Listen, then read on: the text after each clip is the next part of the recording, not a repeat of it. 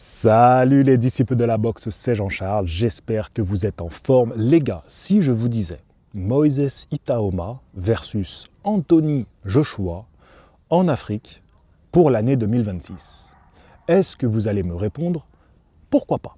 Alors pourquoi pas, c'est une nouvelle rubrique que je viens d'inventer ce matin. Voilà, ce matin j'ai eu l'idée, je me suis dit, il y a ceux qui réagissent aux rumeurs. Voilà, il y a ceux qui lancent un petit peu des rumeurs dans leur propre intérêt. Ben moi, je vais créer un nouveau concept. Je vais prendre des éléments à droite, à gauche qui sont dits et je vais créer une intention. Voilà, une intention de pourquoi pas. Et pourquoi pas, si on faisait ça. Et donc là, je vous parle d'une carte avec en tête d'affiche ces deux poids lourds anglais en Afrique. Et alors, sur quoi je me suis basé pour développer cette idée qui n'est pas si saugrenue que ça. Avant de me lancer dans mes explications, j'ai mes petites notes juste sous mes yeux, voilà, sur mon téléphone. J'aimerais vous inviter à commenter. Voilà, est-ce que déjà pour vous c'est un pourquoi pas, cette affiche? Est-ce que vous auriez d'autres idées selon ce que je vais dire dans la vidéo? Et bien entendu, à mettre un petit boost. Je vous l'ai demandé dans la dernière vidéo. On va voir sur les vidéos qui arrivent si ça sert à quelque chose ou non. Mais voilà, ça peut toujours être bien pour moi d'avoir un petit boost. Et merci à ceux qui l'ont fait et en plus qui ont commenté en disant qu'ils l'avaient fait. Alors là, vous, j'ai tout gagné. Voilà, vous avez boosté, en plus vous avez mis un commentaire en plus. Mais n'hésitez pas à mettre des commentaires. Moi, j'aime beaucoup vous lire. Alors, Moïse Itaoma, d'où ça part un petit peu cette intention de boxer au Nigeria? Il faut savoir qu'il était présent lors du combat entre Brandon Glunton versus Marcus Brown. Marcus Brown, c'était un très bon boxeur chez les mi-lourds et ça fait 2 combats qu'il est chez les lourds légers maintenant. Donc Brandon Glunton, pareil, il a fait un beau combat contre l'anglais, la Chris Billiam Smith, je crois que c'était ça. Ils avaient fait un gros combat tous les deux. Donc bref, ils ont fait un combat tous les deux, là, ces deux Américains, au Nigeria. Et il y avait du beau monde présent pour cet événement. Alors j'ai commencé à regarder un petit peu l'événement, c'est sympa, il est sur DAZN. Je voulais voir un peu ce que ça donnait, la salle, les combattants, etc. Je vais vous en dire un petit peu plus au fil de la vidéo. Vous allez voir que ça va agrémenter les arguments que je vais développer dans cette vidéo. Donc il était présent, Itaoma, au Nigeria. Alors il faut savoir que Itaoma, j'aurais pu faire une vidéo sur lui aussi, j'en profite pour donner un peu de ses nouvelles, parce qu'il y a beaucoup, un petit peu de spéculation autour de son nom. Il faut savoir qu'il a combattu Dillian Whyte, qu'il a éteint en un round, c'était une victoire expéditive, et donc on sait qu'il devrait normalement boxer le 13 décembre à Manchester. Voilà, on a à peu près cette date-là. Donc c'est assez précis, hein, ça vient de son promoteur, Frank Warren, hein, donc je ne sors pas ça comme ça de ma casquette. Et alors on parle alors là on est dans l'ordre de la spéculation, on parle de Michael Hunter ou David Adeleye. Ces deux combattants très intéressants. Michael Hunter, il devait combattre le gros dopé, là, l'énorme costaud Big Baby Miller, là.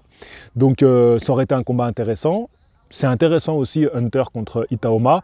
Itaoma, au moment où il est dans sa carrière, vu comment ça stagne un petit peu chez les poids lourds, c'est des noms intéressants à prendre pour lui. Adeleye, ça pourrait être intéressant aussi, même si, bon, c'est vrai que lui aussi, on a l'impression qu'il a atteint son plafond.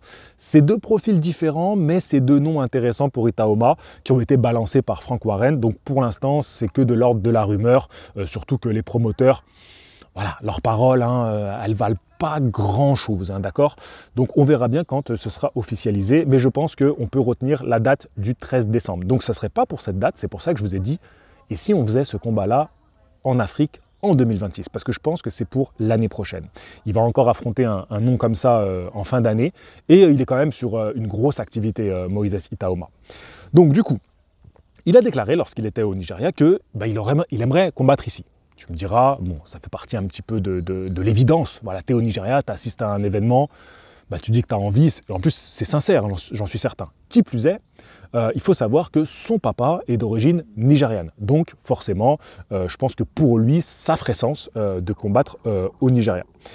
Alors, ce qui est intéressant, c'est que d'autres boxeurs anglais ont fait quasiment les mêmes déclarations il y a quelques semaines à peine, et de surcroît, des boxeurs poids lourds. Donc c'est intéressant. Donc on pourrait envisager Itaoma contre un de ces boxeurs. Et je retiens 2 noms qui ont balancé ça. Lawrence Okouli, qui était chez les cruiserweight et qui est monté chez les poids lourds il y a quelques temps et qui est très bien classé. Donc potentiellement un adversaire très intéressant pour Itaoma, qui aujourd'hui veut des adversaires bien classés et des noms. Donc Lawrence Okouli, c'est un nom quand même, mais on a encore mieux, bien entendu, c'est Anthony Joshua. Anthony Joshua qui a fait plusieurs déclarations allant dans ce sens-là. Ça fait un moment qu'il tease un petit peu, pourquoi pas, un combat en Afrique, en sachant qu'aujourd'hui, je pense qu'Anthony Joshua et son promoteur Eddie Hearn, ils balancent un petit peu des informations comme ça. Ils voient un peu comment les gens réagissent. Quand ils ont le nom de Tony Yoka est sorti pour Anthony Joshua, vous avez vu, ça a fait beaucoup de bruit. Il y a pas mal de personnes qui ont réagi sur les réseaux. Moi, je n'ai réagi que pour les membres de la chaîne parce que j'avais du mal à croire en cette affiche. Bon, pour l'instant, malheureusement, le temps me donne raison, parce que je dis malheureusement parce que c'est pas parce que je réagis pas que j'aimerais pas que ça se passe.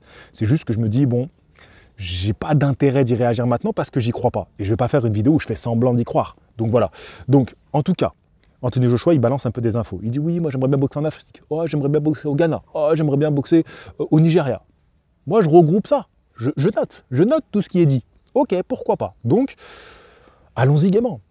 Organisons une grosse carte comme ça en Afrique en 2026. Surtout que ça va dans le bon sens. Alors, des combats en Afrique. C'est vrai qu'on a tous en tête. Le 30 octobre 1974, le titre des poids lourds est en jeu dans un combat opposant George Foreman à Mohamed Ali. Paix à leur âme. Grands boxeurs, grands noms qui ont donné un combat qui restera historique. Je vous invite à voir ce combat et surtout, je vous invite à voir le documentaire autour de ce combat qui a été élu le meilleur documentaire, oscarisé, le meilleur documentaire de 1974. Voilà, donc c'est un documentaire exceptionnel. Donc, ceci étant dit, depuis cet événement, donc qui était il y a fort longtemps aujourd'hui, on n'arrête pas de répéter qu'on va faire un combat en Afrique. Alors, on imaginait que pour les 50 ans, on aurait un combat en Afrique là-bas avec des gros noms, voilà. Bon, moi, ça traîne beaucoup, j'ai l'impression qu'ils n'arrivent pas à le faire. Est-ce que ça vient des boxeurs? Est-ce que ça vient des promoteurs? Est-ce que ça vient du continent africain où on ne trouve pas un pays où se poser on poser ses valises pour le faire? Bon, en tout cas, à chaque fois qu'on en parle, les gens sont hypés, mais ça ne se fait pas, depuis maintenant fort longtemps. Moi, je dis, Moïse Itaoma contre Anthony Joshua, ça peut être l'opposition parfaite à faire en Afrique. Tu vois, par rapport à ce mythe qu'ont laissé Foreman et Ali, moi je dis c'est l'opposition parfaite, donc je dis pourquoi pas.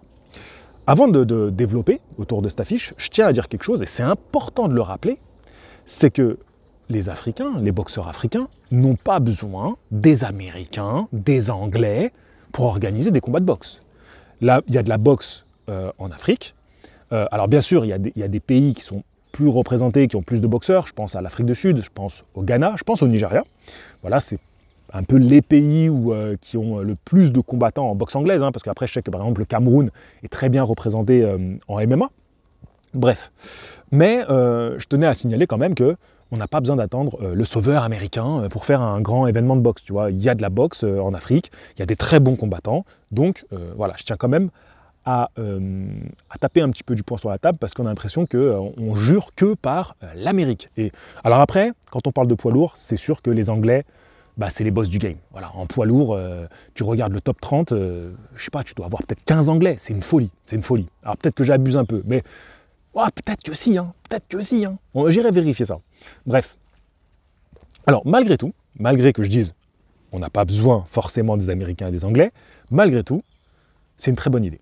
C'est une très bonne idée pour plusieurs raisons. C'est que déjà, s'il y a des combattants qui ont envie d'aller boxer en Afrique, tu vois que ça leur plairait pour des raisons personnelles ou professionnelles, parce qu'il y a un intérêt à aller s'engager en Afrique et faire un événement là-bas, allez-y. Allez-y, franchement c'est bien si tout le monde est gagnant, que ce soit les promoteurs, et surtout que ça pourrait permettre cette visibilité qui sera amenée, parce que faut reconnaître que quand même les Américains c'est des noms, c'est des stars, les Anglais aussi c'est des stars, les noms anglais.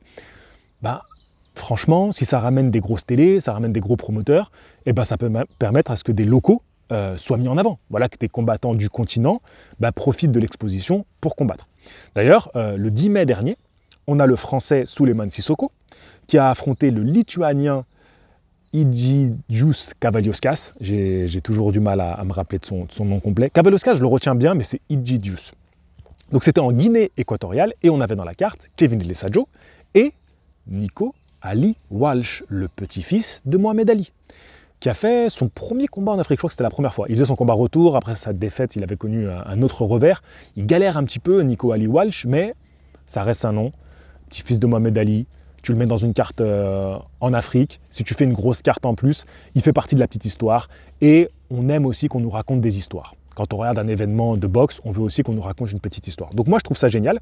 Et d'ailleurs, je vous parlais de la carte avec Brandon Glunton contre Marcus Browne. Il faut savoir que cette carte avait 12 combats professionnels et que majoritairement, c'était des boxeurs africains. Donc je vous cite un peu, je suis allé vérifier. Il y avait des boxeurs qui venaient du Nigeria, du Ghana, du Bénin, de la Tanzanie et de la Namibie. Principalement, c'était des Nigérians et des Ghanéens, il me semble, principalement dans la carte.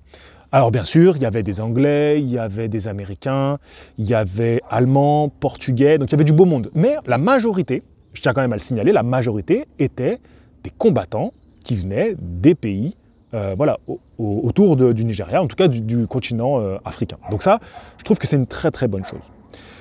On va rester dans cette idée-là. Parce que moi, si je dis pourquoi pas Anthony Joshua, Moïse Itaoma en Afrique, pourquoi pas tu fais ce... Pourquoi je vais aussi vous dire pourquoi je trouve ce combat-là pertinent. Mais quitte à faire ça, je veux qu'on suive cette logique que je vous ai dit. Donc on mette en avant les boxeurs locaux.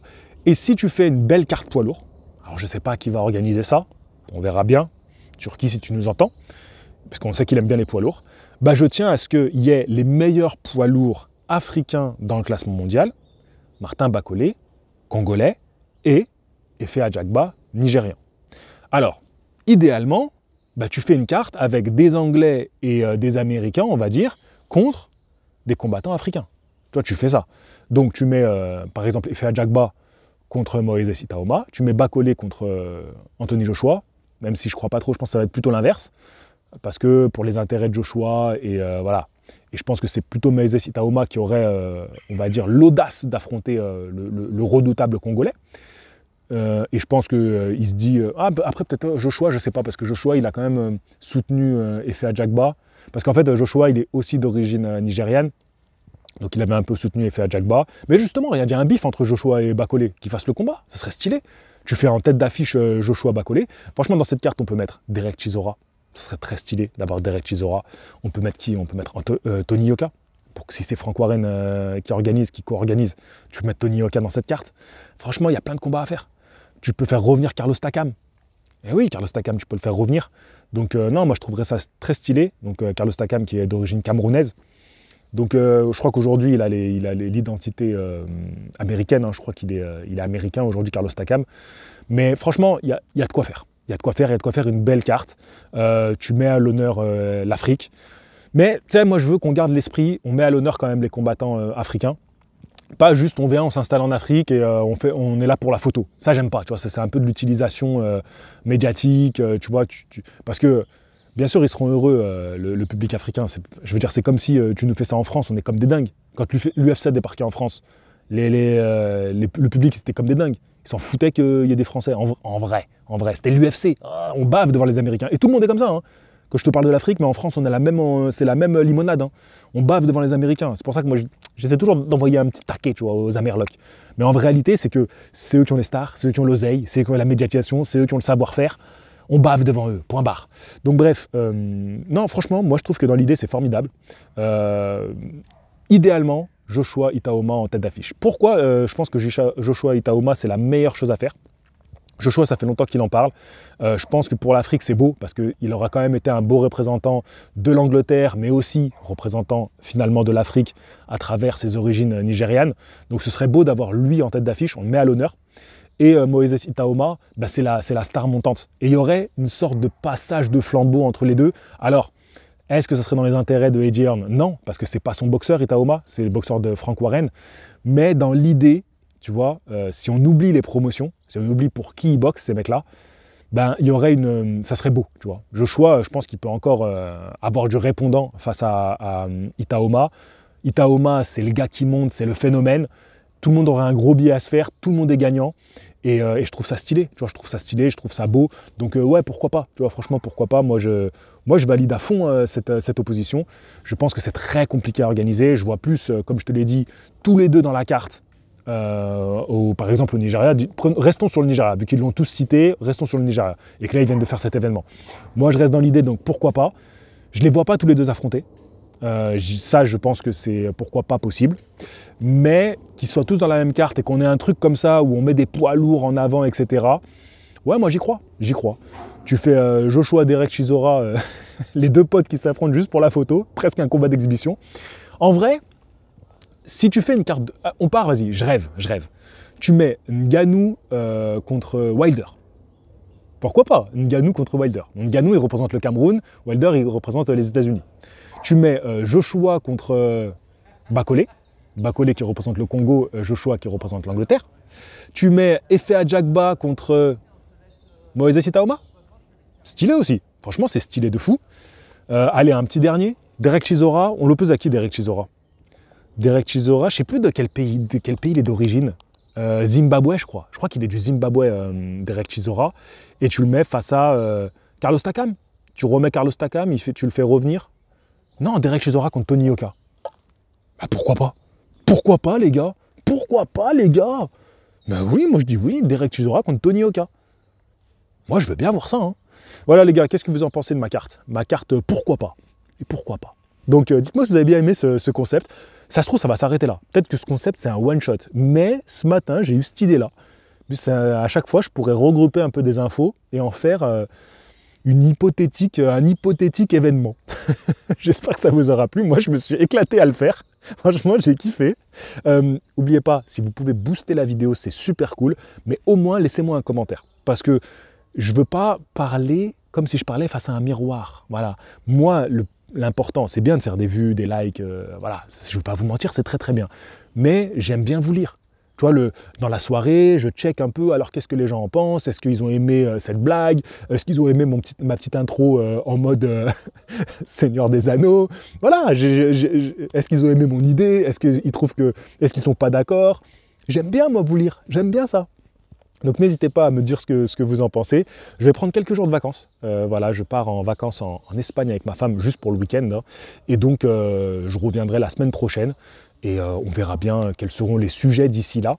S'il vous plaît, pas de grosses annonces pendant mon week-end. Voilà. N'annoncez pas Pacquiao, Romero pendant mon week-end. Voilà.